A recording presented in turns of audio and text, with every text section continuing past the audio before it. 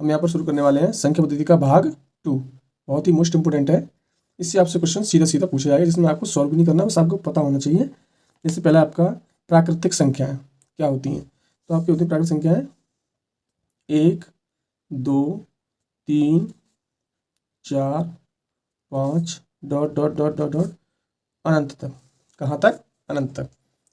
अब आपसे यहाँ पूछेगा सबसे छोटी संख्या, तो सबसे छोटी संख्या आपकी ये होगी 1, सबसे छोटी। इधर है आपकी ये सबसे बड़ी, सबसे बड़ी संख्या, यहाँ पे सबसे छोटी संख्या। ठीक है, तो पेपर में आपसे पूछा है कि सबसे छोटी संख्या कौन सी है प्राकृतिक, तो वो है आपकी 1। कई लोग इसे शून्य बताएंगे, शून्य नहीं होगी।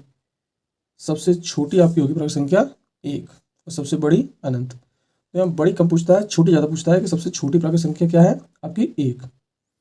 ठीक है, सबसे छोटी प्राकृतिक संख्या क्या होगी 1। आइए अगला देखते हैं, पूर्ण संख्या।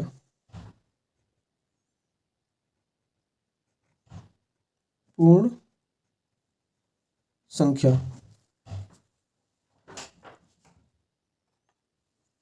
यहाँ हम देख रहे हैं पूर्ण संख्या है। अब पूर्ण संख्या आपकी क्या होंगी 0, 1, 2, 3, 4 डॉट डॉट डॉट कहाँ तक? अनंत तक। ठीक है, अब यहाँ पूछेगा कि आपसे सबसे छोटी पूर्ण संख्या, तब आपकी होगी 0। और ये मोस्ट इंपोर्टेंट है, कई बार आपसे पूछा गया है। सबसे छोटी संख्या, ठीक है, इधर क्या होगी बड़ी, बड़ी संख्या। तो यहाँ सबसे छोटी पूर्ण संख्या कहेंगे तब 0 होगा। ठीक है, कई बार ये पूछ लेगा कि 0 आपकी प्राकृतिक संख्या है कि नहीं। नहीं, 0 हमारे इसमें आ ही नहीं रहा है, तो 0 को हम प्राकृतिक संख्या नहीं मानेंगे। 10 तो होगा प्राकृतिक संख्या, 10 में 0 है, उससे मतलब नहीं, केवल 0 लेंगे तब आपका प्राकृतिक संख्या नहीं होगा। क्या होगा? पूर्ण संख्या, जिसको हम अंग्रेजी में होल नंबर भी कहते हैं। ठीक है, आइए आगे देखते हैं। अब आपका आता है धन पूर्णांक। जो पूर्णांक मतलब होता है पूरा अंक होना चाहिए, आधा पॉइंटों में नहीं होना चाहिए, यानी बट्टे वाला नहीं होना चाहिए। धन पूर्णांक देखिए, धन पूर्णांक आपका 1, 2, 3 डॉट डॉट डॉट अनंत। तो धन पूर्णांक में यही आपकी हो गई 1, 2, 3, 4, 5, 4, ये सब आपकी क्या है? धन पूर्णांक है। छोटी 1, बड़ी अनंत। इधर होगी तो छोटी होगी, छोटी संख्या, और इधर बड़ी। अब सी ऑप्शन आपका आता है ऋण पूर्णांक, ऊपर कहते हैं, जिससे कि आपका स्पष्ट दिखाई दे। ठीक है, यहाँ देखेंगे हम ऋण पूर्णांक। ऋण पूर्णांक चलेगा उल्टा आपका। ठीक है, यहाँ से अनंत, फिर dot dot dot dot dot minus में चलेगा इधर 3, 2, 1 ये। अब देखो इधर ये छोटी संख्या होगी ऋण में, क्योंकि ऋण में जो सबसे ज़्यादा जिसके पास कर्जा है, ये समझिए जिस पे ज़्यादा कर्जा होगा वो सबसे छोटा व्यक्ति है, तो ये छोटी संख्या होगी। जिस पे कम कर्जा है, यानी इस पे केवल -1 का, यानी 1 रुपये का कर्जा है, तो ये बड़ी संख्या होगी। ठीक है, ध्यान रखिए, तो इसमें ऋण पूर्णांक उल्टा होगा। जो छोटी संख्या है वो बड़ी हो जाएगी, बड़ी है वो छोटी हो जाएगी। ठीक है, ये मोस्ट इंपोर्टेंट है। अब आपका आता है पूर्णांक।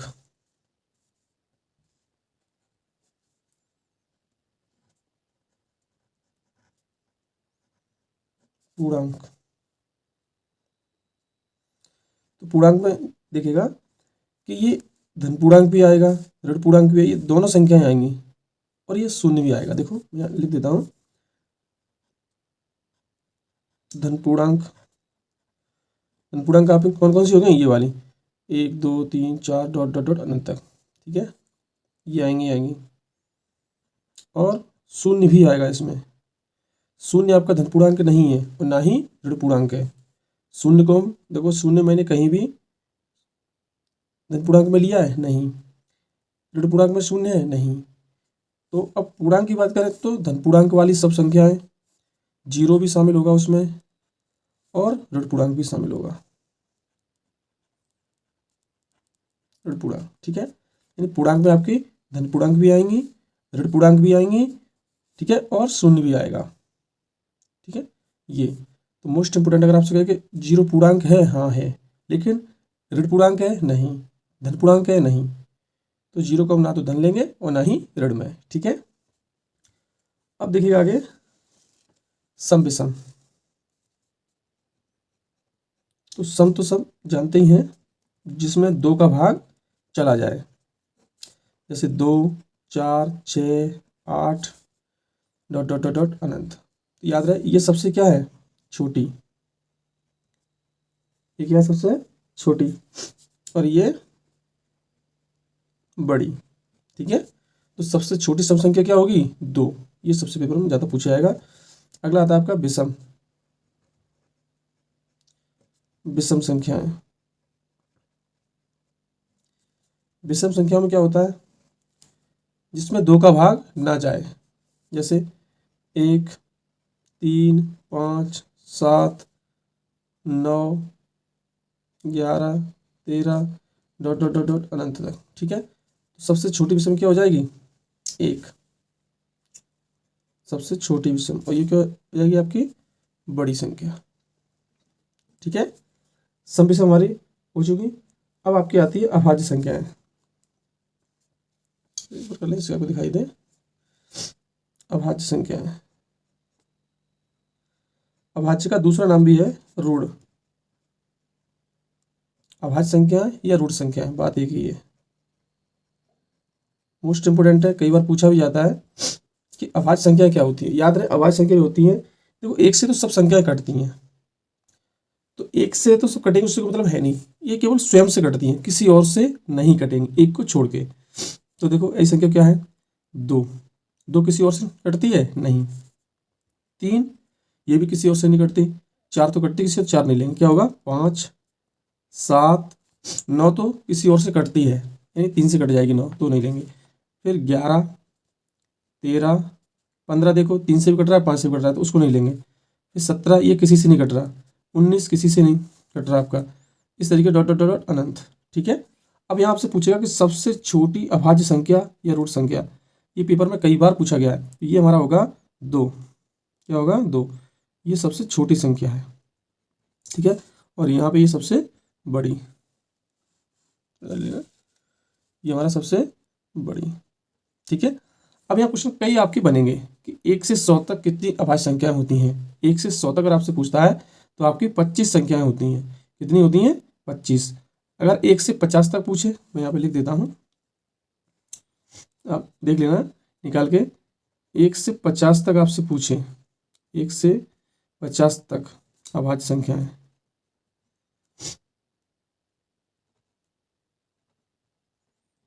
अभाज्य संख्याएं तो होती हैं आपकी 15, और फिर 51 से लेके 100 तक तो होती हैं 10। इन टोटल आपकी 100 तक कितनी हो गई? 25 संख्या। ठीक है, आपसे बीच में भी इससे कई क्वेश्चन आपके बनेंगे, इसलिए मोस्ट इंपोर्टेंट है 100 तक की अभाज्य संख्याओं को आप लिख कर रख लीजिएगा। ऐसे ही पूछ लेगा कि 90 से 100 के बीच कितनी अभाज्य संख्याएं हैं, 30 से 40 के बीच कितनी अभाज्य संख्याएं हैं, उनका योग बताओ, औसत बताओ, कुछ भी पूछ सकता है आपसे। तो अभाज्य संख्या मोस्ट इंपोर्टेंट है। ठीक है, यहाँ पे सबसे छोटी क्या होगी? 2 अभाज्य संख्या। ये पूछे 1 से 100 तक तो 25 है आपकी अभाज्य संख्या। 1 से 50 तक पूछेगा तो 15, और 50 से 100 तक पूछता है तो 10। इस तरीके से आपकी 25 क्या है? अभाज्य संख्या। आइए आगे देखते हैं।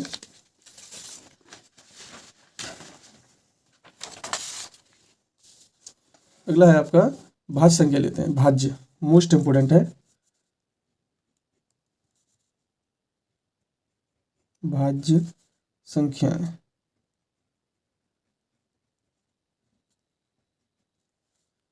भाज्य संख्याएं मोस्ट इंपोर्टेंट है। भाज्य संख्याएं क्या होती हैं पहले ये समझिएगा, क्योंकि आपसे इसमें बीच में भी क्वेश्चन पूछ सकता है। ठीक है, तो भाज्य संख्या हमारी होती हैं जैसे जिसमें स्वयं से तो सब संख्याएं कटती हैं, एक से सब कटती हैं, स्वयं और एक को छोड़ के किसी और से कटना चाहिए। क्या होना चाहिए? किसी और से कटना चाहिए। जैसे अब देखो मैं यहाँ पे ले रहा हूँ एक लूँ तो एक तो स्वयं से ही कटती है बस, दो लेता हूँ तो दो भी स्वयं से ही कटेगी, तीन स्वयं से कटेगी और किसी से नहीं कटेगी, तो चार है देखो यहाँ पे संख्या, वो आपकी स्वयं से तो कटती कटती है, किसी और से भी कट रही है, नहीं दो से और कट रही है ये। अब मैं लेता हूँ छः, छः देखो आपकी किससे कट रही है?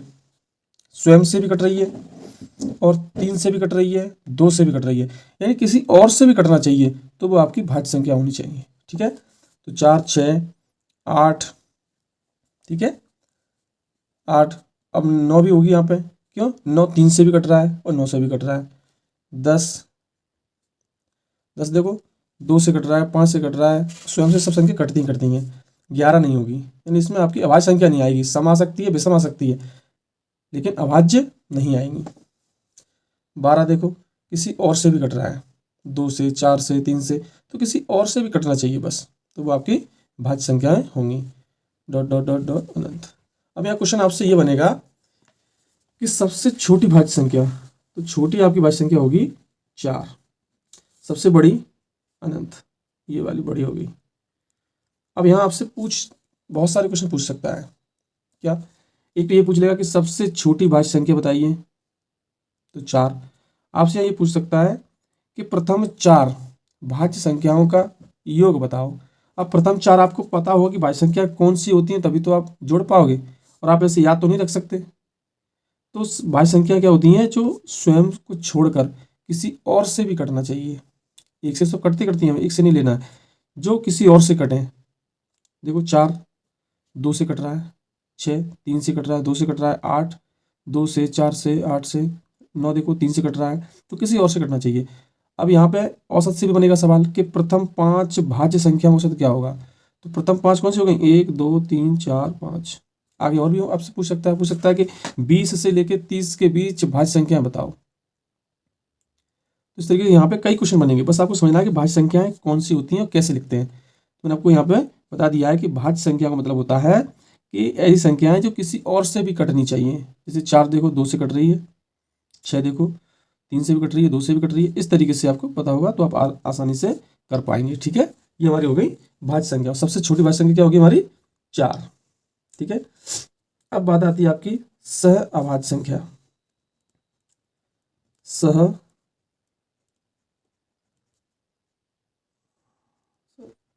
अभाज्य संख्याएं। सह अभाज्य संख्या मतलब होता है कि इनका मासा एक होना चाहिए, जिनका मासा एक हो। लासा मासा आपने देखा होगा, मासा उभयनिष्ठ, अगर दोनों को काटे जब मासा निकालेंगे तो मासा आपका एक होना चाहिए, बस ये ध्यान रखो, इसका मासा क्या होना चाहिए? एक हो।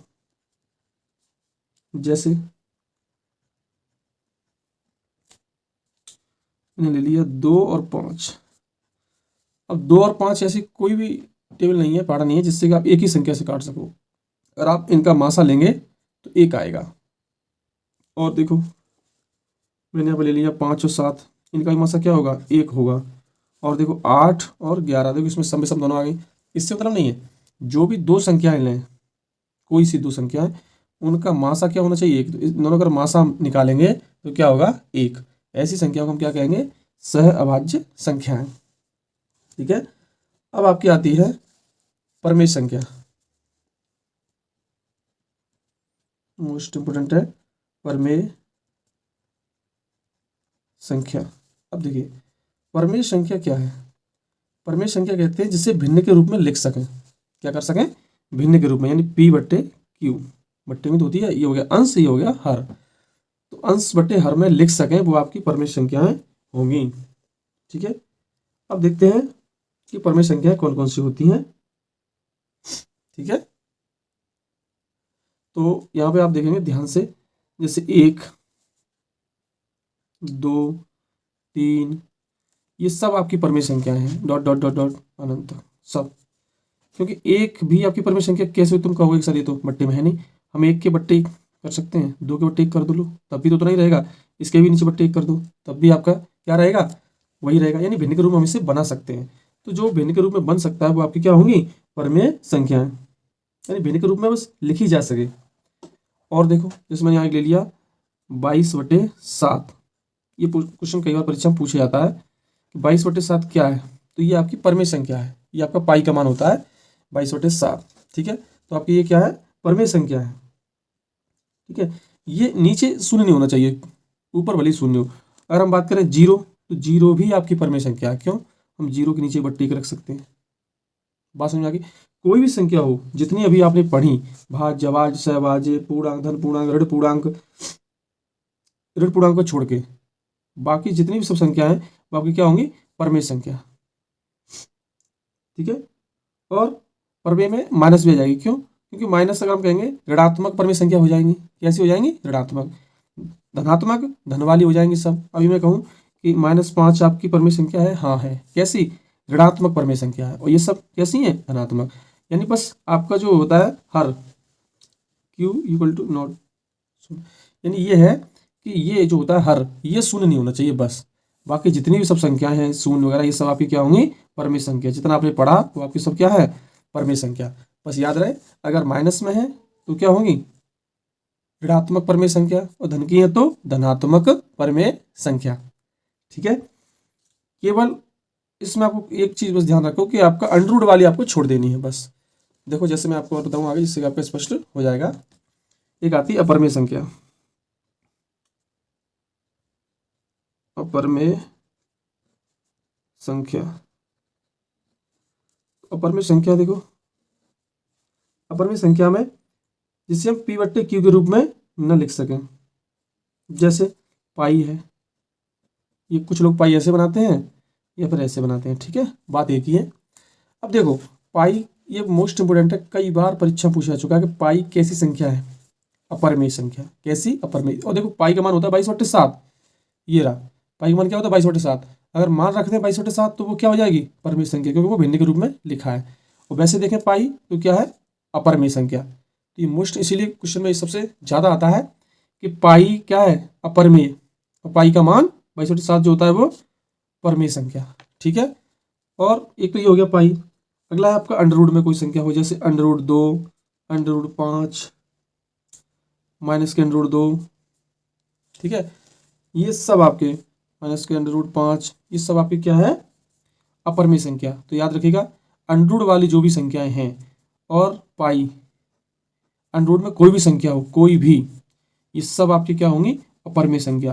यानी आपकी अंडररूट वाली छोड़ के, अंडररूट की छोड़ दो और पाई छोड़ दो, और बाकी जो संख्या आपकी बची वो सब की सब आपकी क्या होंगी, परमेय संख्या। सब अंडररूट वाली छोड़ दो और पाई को, ये आपकी अपरमेय है। बाकी सब संख्या आपकी क्या होंगी, परमेय।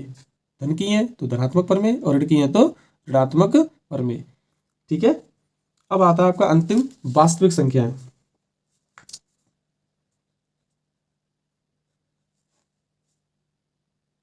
वास्तविक संख्या। ठीक है, वास्तविक संख्याओं में आपकी सब आ जाएंगी। आपने परमेय पढ़ा, परमेय संख्याओं में सब आ गई, और अपरमेय,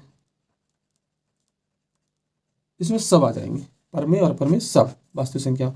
जितना आपने अभी शुरू से लेकर अंत तक पढ़ी सब संख्या है, ये आपकी वास्तविक संख्याएं कहलाती हैं। ठीक है, तो ये हमारी संख्याओं से संबंधित कुछ सवाल थे, जो यहाँ पे छोटी बड़ी या अन्य चैप्टरों को समझने के लिए ये बहुत ही ज़्यादा महत्वपूर्ण है, क्योंकि यहीं से क्वेश्चन बनेंगे। जैसे मैं अभी आपको एक क्वेश्चन बता दूं, जैसे मैंने आपको बताया था भाज्य वाला, भाज्य संख्या है, इनको संयुक्त संख्या भी कहते हैं, संयुक्त संख्या। ठीक है, तो आइए देखते हैं। अब क्वेश्चन आपसे ये पूछेगा कि प्रथम 5 भाज्य संयुक्त, ठीक है, भाज्य संख्याओं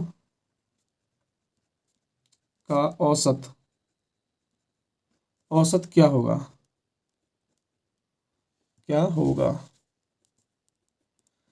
सवाल बहुत सिंपल है, लेकिन अगर आपको पता ही नहीं है कि भाज्य संख्या क्या होती हैं तो आप इसे कर ही नहीं पाएंगे। वो बिल्कुल छोटा क्वेश्चन है। तो आइए देखते हैं। प्रथम 5, याद मैंने आपसे क्या कहता, भाज्य संख्या होती है जो किसी और से भी कटनी चाहिए। तो देखो, एक तो नहीं कटती, 2 किसी और से भी नहीं कट सकती, 3 भी किसी से नहीं कटती, 4 किसी से कटती है 2 से, 5 नहीं किसी से कटती, 6 किसी से कटती है, 7 किसी से नहीं कटती, 8 तो कटती है, 9 कटती है देखो, क्योंकि 3 से कट रही है, 10 कट रही है। तो देखो 1 2 3 4 5 हो गई, इन सबको जोड़ दो और 5 का भाग दे दो, तो ये हमारा क्या हो गया, औसत निकल आएगा। तो कितना हो जाएगा, 6 4 10, 10 और 10 20, 20 और 8 28, 28 और 9 37। ठीक है, बस 5 का भाग दे दो, ये हमारा औसत हो गया। कितना सरल था। लेकिन आपको यही नहीं पता होगा कि भाज्य संख्याएं क्या होती हैं, तो आप इस सवाल को नहीं कर सकते। सबसे छोटी भाज्य पूछेगा तो 4 हो गई, सबसे बड़ी तो अनंत तक। ठीक है, आइए अब देखते हैं आगे कुछ और सवाल।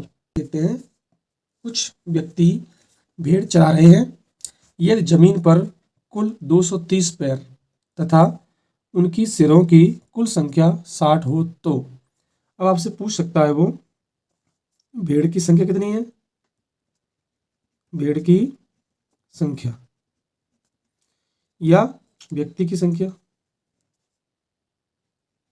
व्यक्ति की संख्या। ठीक है, करें कैसे। अब देखिए, इस टाइप के सवाल जो है बहुत ही आप चुटकियों में कर सकते हैं। कैसे, यहाँ देखो जो पैर कितने हैं, देखो 230, ध्यान से देखेंगे आप, एक ही सवाल में समझ जाएंगे। और सिर कितने हैं, 60। अब आप बताइए, भेड़ के पैर कितने होते हैं, 4, व्यक्ति कितने होते हैं, 2, लेकिन सिर तो सबका एक ही होता है, सिर तो दो नहीं होते, एक ही सिर होता है, यानी 60 सिर, यानी वहां पे 60 ही कैंडिडेट हैं भेड़ और व्यक्ति मिला के।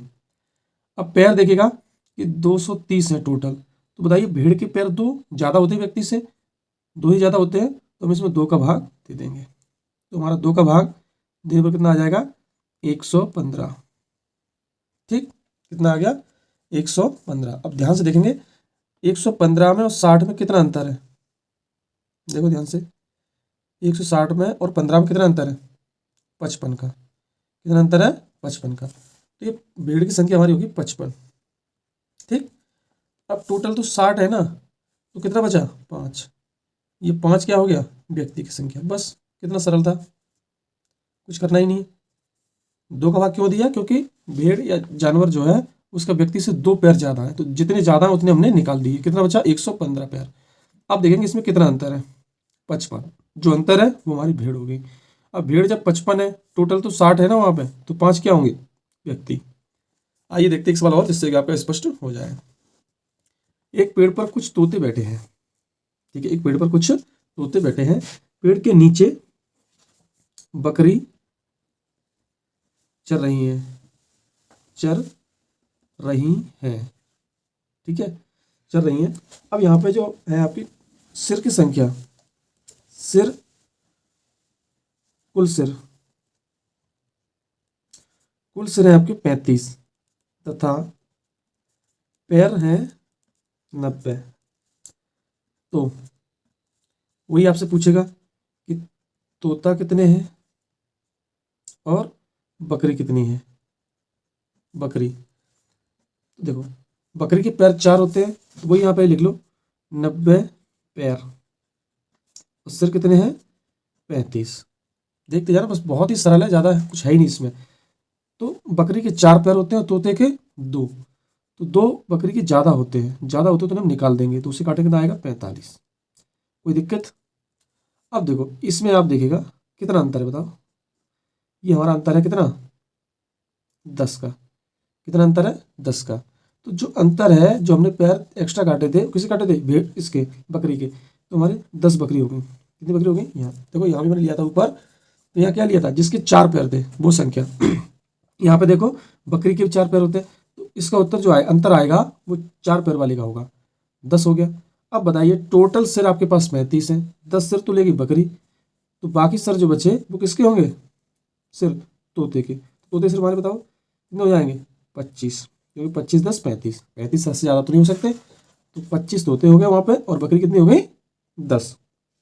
ठीक है, एक सवाल और देखिएगा।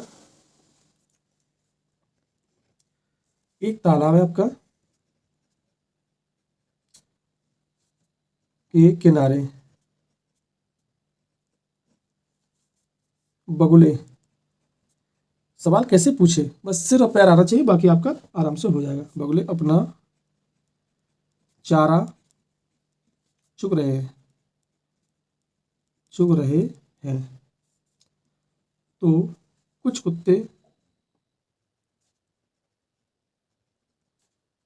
खेल रहे हैं। ठीक है, अब यहाँ पे कुल सिर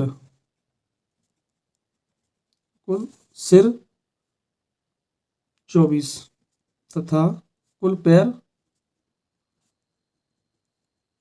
60। कुल पैर कितने हैं? 60। तो वही बगुले कितने हैं? बगुले पूछेगा या फिर आपसे कुत्ते पूछेगा यहाँ पे कुत्तों की संख्या कितनी है। वही सबसे पहले आप लिखो यहाँ पे पैर, पैर कितने हैं? 60। सिर कितने हैं? 24। तो पैर बगुले कितने होते हैं? 2। कुत्ते के 4। कुत्ते के 2 पैर एक्स्ट्रा हैं, 2 से भाग दे दो, कितना आएगा? 30। अंतर देखो, अंतर हमारा कितना हो जाएगा? 6 का। 30 में 24 का अंतर देखते हैं, 6 का। यानी हमने एक 4 पैर वाले के एक्स्ट्रा किया था, तो 4 पैर वाले का उत्तर होगा। 4 पैर किसके होते हैं? कुत्ते के। तो ये हमारा 6 हो गया। अब देखो 6 सिर कुत्ते के हो गए, टोटल कितने हैं? 24। तो 18 क्या होंगे? बगुले, क्योंकि 18 6 24। कितना सरल है, इसमें कुछ करना पड़ा, सवाल देखते ही आपका उत्तर मिल जाएगा। ठीक है, उम्मीद करता हूँ कि आपको ये पूरा वीडियो समझ में आया होगा। अगर ये सवाल आपको अच्छे समझ में आए होंगे, और इनको एक बार देख लीजिएगा, मात्र 10 सेकंड लगेंगे इन सवालों को करने में। इसमें आपको एक्स वाई कुछ नहीं मानना, बस सीधा देखो कि जिसके 4 पैर हैं तो 2 एक्स्ट्रा है, निकाल दो, 30 बचे। अब देखेंगे इन दोनों में अंतर, तो 6। तो हमने एक्स्ट्रा पैर निकाले थे किसके? कुत्ते के, तो उसी का हमारा उत्तर हो गया। बाकी जो सर बचे वो होंगे 2 पैर वाले के। तो ये हमारे उत्तर हो गए।